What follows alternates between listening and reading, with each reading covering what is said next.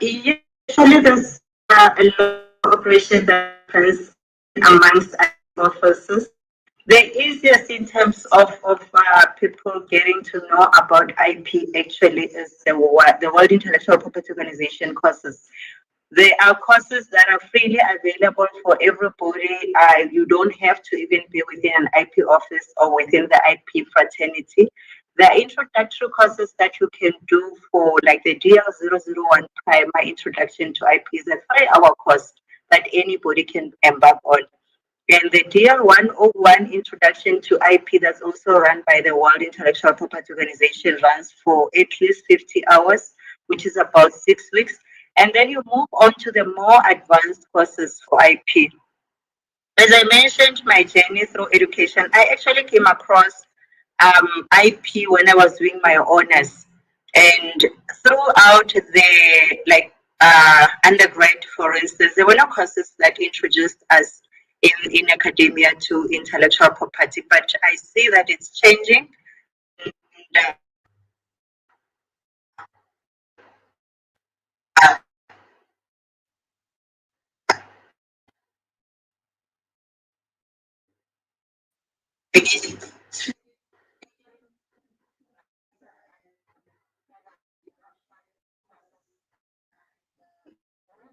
it was actually with developed curriculum, short learning programs on IP, which is fine pro, as well as graduate on IP management. So we are really getting into IP education is we to get it about it and also on everyone's lips. Africa. I like to have I your lip. That's good. Thank you very much, Mavis, for joining us. We've had a very afternoon. This is an impossible question, but tell us about the value of GIs for a developing country. What is it that we can look out for? What is our rural women? What can they do in this area? And what does GI actually mean? Yes, with pleasure. So geographical indications, these are names based on origin and special tradition of production, and also linked to a specific terroir, to specific origin, and they do have already a certain field reputation. That is what IP then is protecting, this reputation in comparison to other projects, so to other products. So in South Africa, it could be rooibos or honeybush or Kurulam and many others, and of course also wine and spirits. So Switzerland is very much engaged in this field, and we see that generally in our projects, we see a lot of interest in for the protection of GIs. So our projects are generally, like for everyone. We do not have a specific separation, male or female, but sometimes we notice that there are some kind of positive side effects from our projects also for women, and we tried to, of course, to intensify those effects. When we protect, I can just give you a very concrete example. In our cooperation project with Serbia, we had capacity building activities with producers. It was a traditional cheese produced in a very remote mountainous region of southern Serbia, quite a conservative part of the country, far away from the capital, and we were discussing how the description of production of this product, the code of practice, should be defined, because this is required for the registration. And then we had to have it very detailed on paper, and there was a workshop, and we were asking the participants, mostly men, how they actually produce this cheese, how much salt, and how long they bath this cheese, and then actually they said, I don't know, because actually my wife is doing that. And then we have asked, like, well, why is your wife not here. Yeah, like I'm a head of a family, she has to look for kids, and then.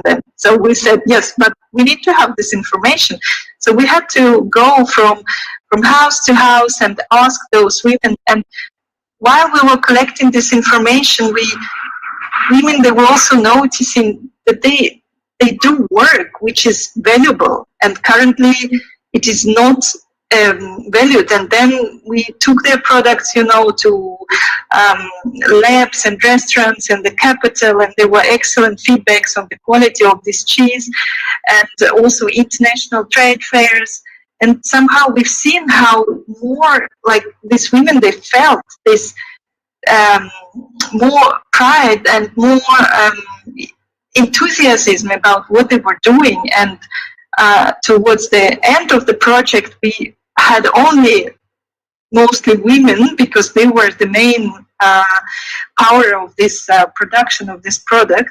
We had them, and they were organizing themselves in a producer association. They were making marketing decision how they collectively can market their product, and then.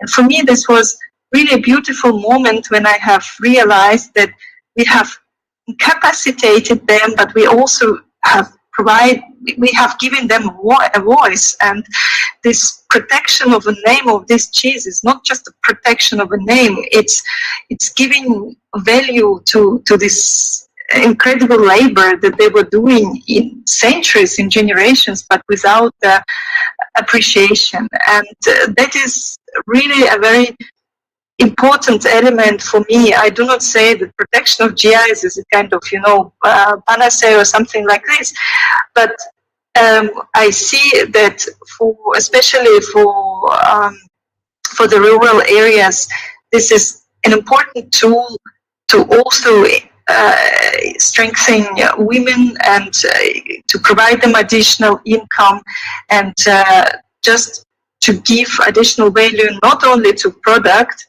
but also to those who are producing these products.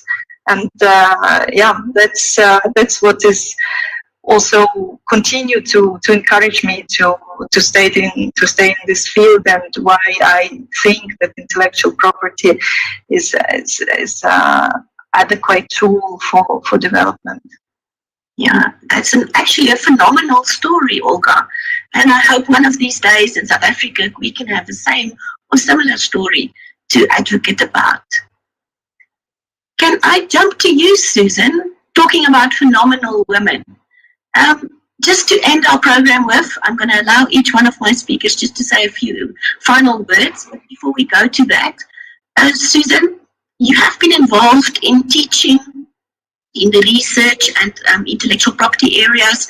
You've been involved in women-to-women projects, and a very interesting one, phenomenal women globally. Tell us just shortly, what does this entail, and are there opportunities for our listeners or our participants today? Thank you. I've been intrigued by what Olga was saying,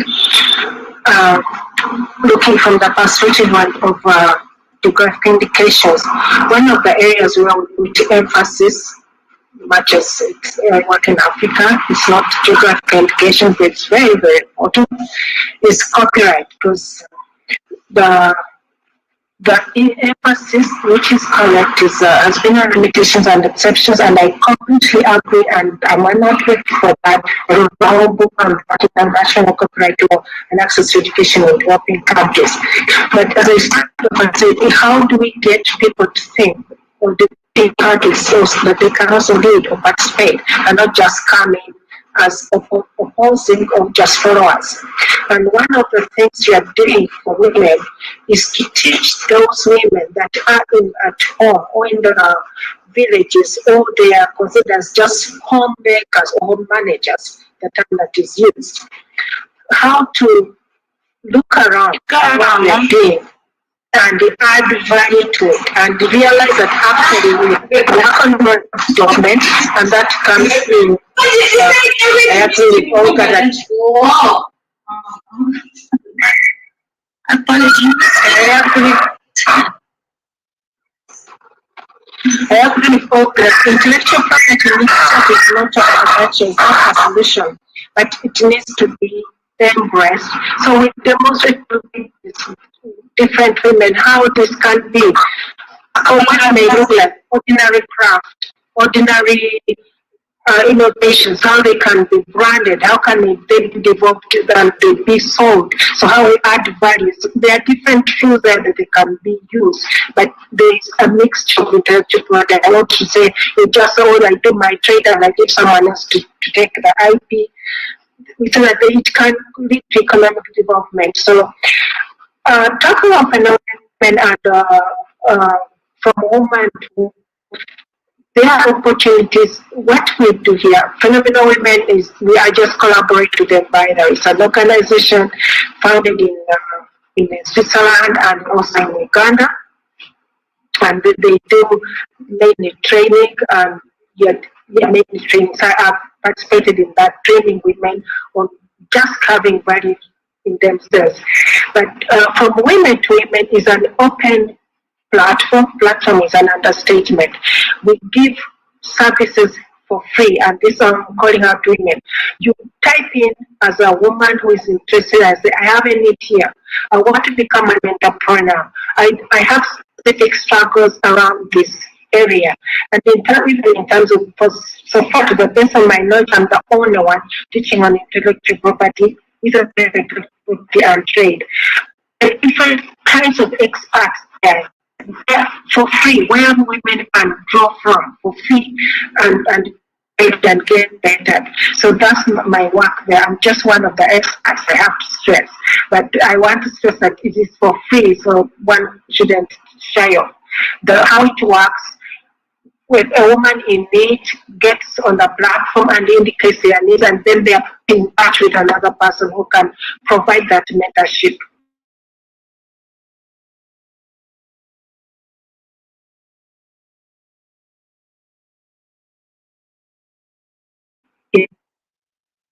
That project as well.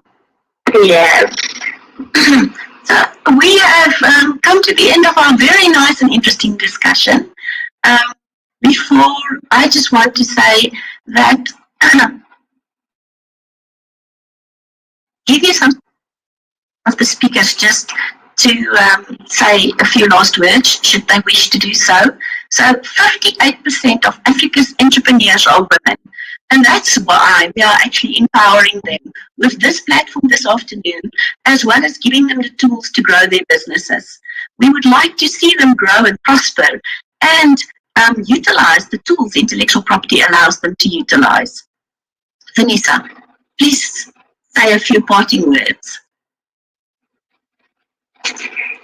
Yeah, the tools that we need. I was saying, Amanda, you were giving out the money earlier. How about just giving some time this side?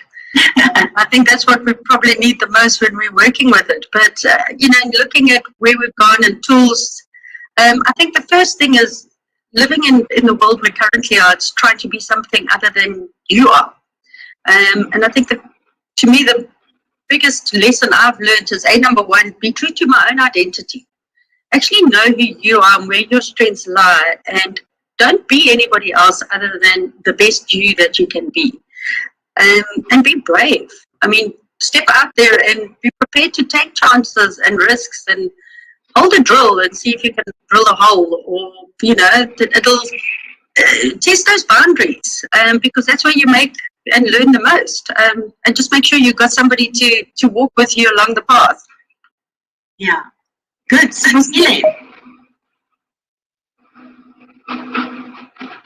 you are still muted, my dear.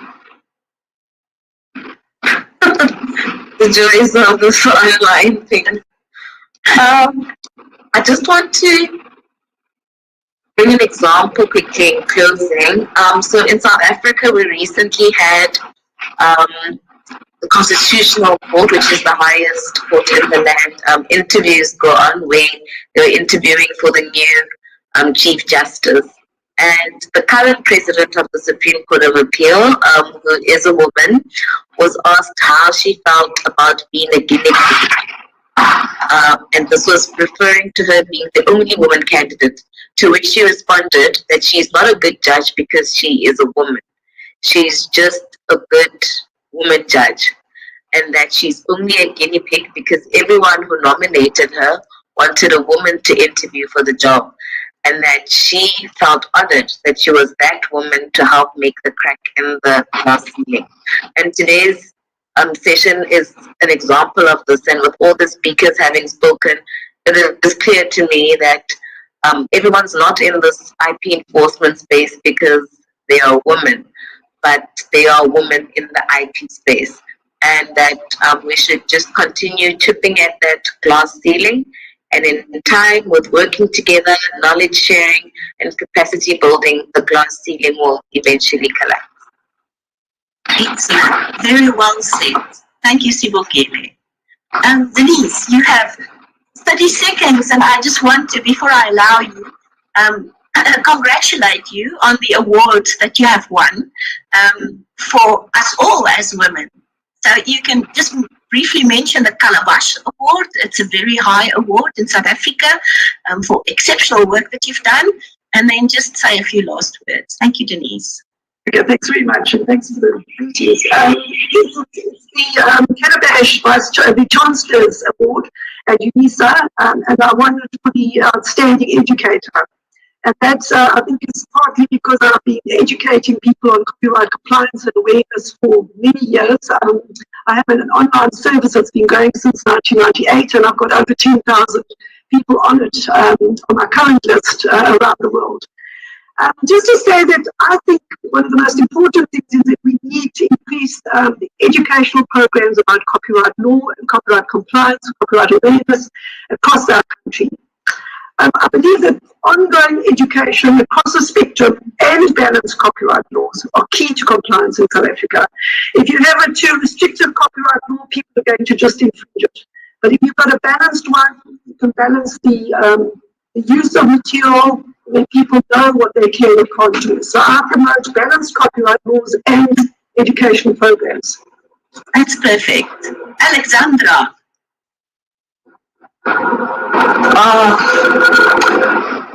Yeah, similar to kind of what Vanessa said, kind of on the ground level, be brave. I'm a big fan of quotes. The one that has always stood out was trust in the habits that got you here. So, you know, you've gotten so far, and, you know, there's more out there. And be open to opportunities, even if it's not something that you might have considered before.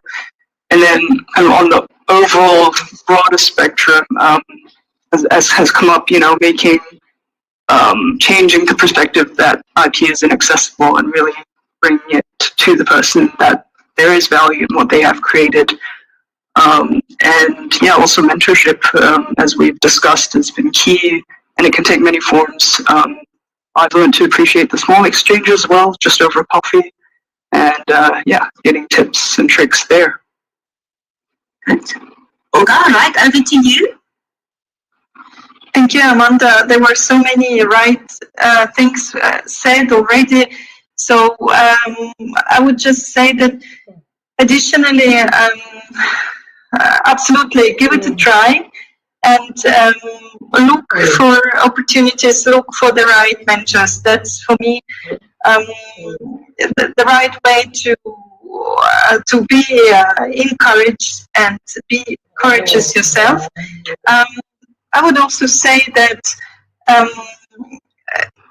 we very often women they do underestimate their creativity and their possibilities. So for me, that's why it's so important to teach to those creative women how not only to create this, but also to use it, you know, to commercialize this, because like this, they gain more independency and they gain, you know, financial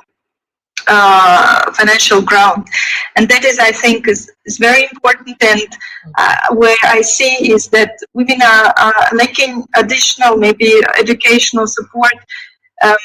Is on how to lead negotiations. We know that for commercialization, sometimes it is difficult, you know, to negotiate with potential buyers and so on. And very often we notice that women are not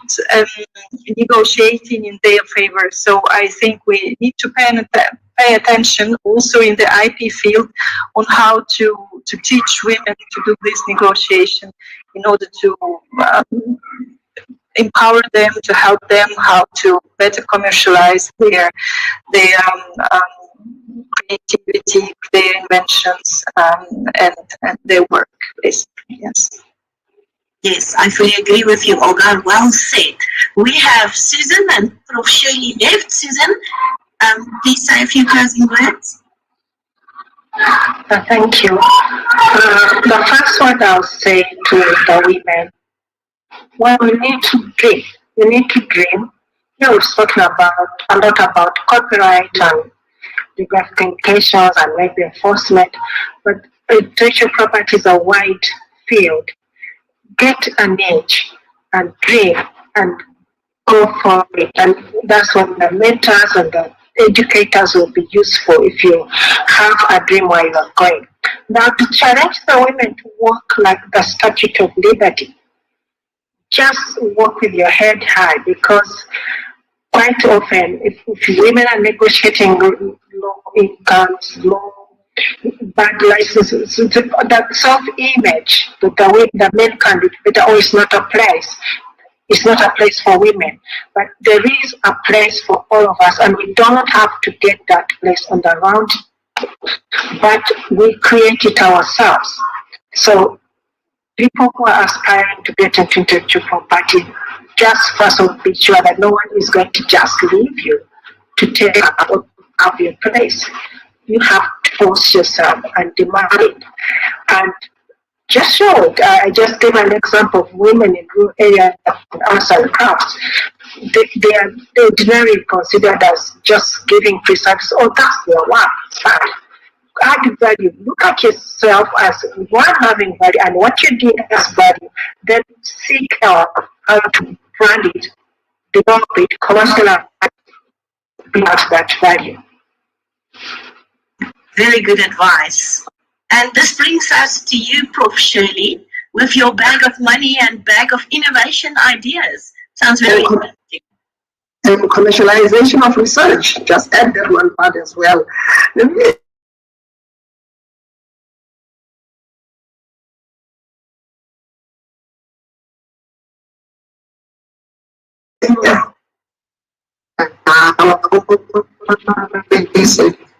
If you don't have it, just go and buy it in the shop in this that be passionate. And it's not always going to be easy. One needs to persevere. To be where I am, maybe a biotech company, pharmaceutical company, in a male dominant, it's not always been easy, especially as a woman, where there's a black female as well. It's not always going to be easy. But one of the things that I have learned is to persevere. Perseverance is the way to go.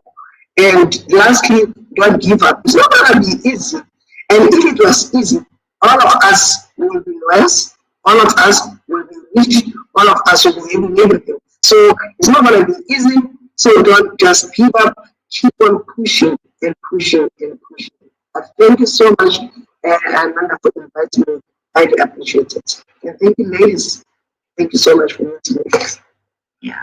And on those inspiring words, and reminding you about our latest Miss SA, Lalela Mashwani's #BeReady campaign, because if the opportunities are coming your way, be ready to grab them. So thank you very much for the phenomenal women that joined me this afternoon, and I will see you all soon. Thank you also to the participants, and goodbye. Bye. Thank you, everybody. Thank you. Amanda, for the invitation. Thank you. Bye. Bye.